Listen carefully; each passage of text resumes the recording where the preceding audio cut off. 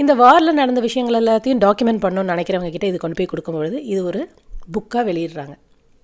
அந்த புக் தான் diary of on Frank. இதை ஏன் படிக்கணும் அப்படின்னா, நம்ம வாழ்க்கையில் எப்பயுமே நிறைய தடவை நம்மளோட செல்ஃப் டாக் நமக்கு நம்மளே பேசிக்கிறத கேட்கும்பொழுது நமக்கு புரியும், நம்ம நிறைய நேரம் விக்டிம் மோடுக்கு போகிறோன்ட்டு. எனக்கு மட்டும் ஏன் இப்படி நடக்குது, உனக்கு என்ன தெரியும் என் கஷ்டம்.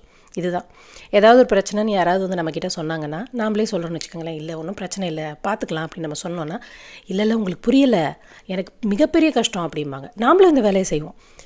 இதில் என்ன ஒரு போட்டி வச்ச மாதிரி, உன் கஷ்டத்தை விட என் கஷ்டம் ரொம்ப பெருசு, நான் பெரிய வாரியர் சர்வைவர்னு நான் காமிச்சிடணும் அப்படின்ட்டு தான் எல்லாருக்குமே இருக்குமே தவிர, அதை தாண்டி வரணும் அப்படிங்கிற எண்ணம் ரொம்ப ரொம்ப கம்மியாகவே இருக்கும்.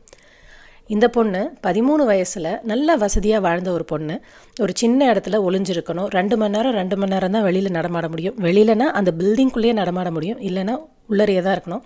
பாத்ரூம் வந்தால் கூட ஒரு சின்ன சட்டியில் தான் போகணும் அப்படிங்கிற ஒரு நிலமையில் அந்த பொண்ணு இவ்வளோ பாசிட்டிவாக, எவ்வளோ சுற்றி கொடுமைகள் நடக்கும் பொழுதும் மனிதர்கள் நல்லவங்க தான் அப்படின்னு எழுதுகிறா.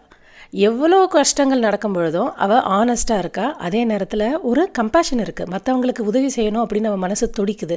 அதே நேரத்தில் இதில் இருந்தால் மீறி நான் வெளியில் வரும்பொழுது ஒரு ஜேர்னலிஸ்ட்டாவோ ரைட்டராக வருவேன் அப்படின்னு ஒரு நம்பிக்கை இருக்குது. எல்லாமே இருண்டு போகும்பொழுதும் அவளுக்குள்ளே இருந்த அந்த வெளிச்சத்தை அவள் அணைய விடவே இல்லை. இது நம்ம எல்லாருக்குமே மிகச்சிறந்த மோட்டிவேஷனாக அமையும் நான் நினைக்கிறேன். உங்களுக்கு படிக்க சான்ஸ் கிடைச்சதுன்னா கண்டிப்பாக படித்து பாருங்கள். இது எல்லாரோட வீட்லேயும் இருக்க வேண்டிய முக்கியமான புத்தகம்னே நான் சொல்லுவேன். இல்லை எனக்கு படிக்க பிடிக்காது அப்படின்னா நிறையா இதை பற்றின காணொளிகள் வீடியோக்கள் இருக்குது யூடியூப்பில், அதை பாருங்கள். உங்கள் குழந்தைங்க படிக்கிறவங்களா இருந்தாங்கன்னா கண்டிப்பாக அவங்க வயதுக்கு ஏற்ற மாதிரி டிஃப்ரெண்ட் எடிஷன்ஸ் இருக்குது இந்த புக்கு, அதை அவங்களுக்கு வாங்கி கொடுங்க. ஏன்னா இதெல்லாம் படித்து வெளியில் வரும்பொழுது நம்ம வாழ்க்கை அவ்வளோ மோசம் கிடையாது, நம்ம மீண்டு வந்துடலாம் அப்படிங்கிற நம்பிக்கை எல்லாருக்குமே வரும். இதோட இன்னொரு லிங்க் நான் கொடுக்குறேன். லிங்க்கை டிஸ்கிரிப்ஷனில் நான் ஷேர் பண்ணுறேன்.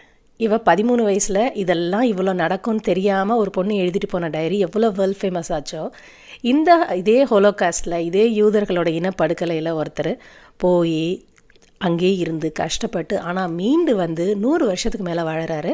அவர் எழுதுகிற புக்கு தான் the happiest man on earth. அந்த புக்கை படிச்சிங்கன்னா அவருடைய படிப்பு, அவருடைய நம்பிக்கை, அவருடைய உறவுகள், நட்பு எந்த அளவுக்கு அவரை காப்பாற்றி கூட்டிகிட்டு வந்தது அப்படின்னு தெரியும்.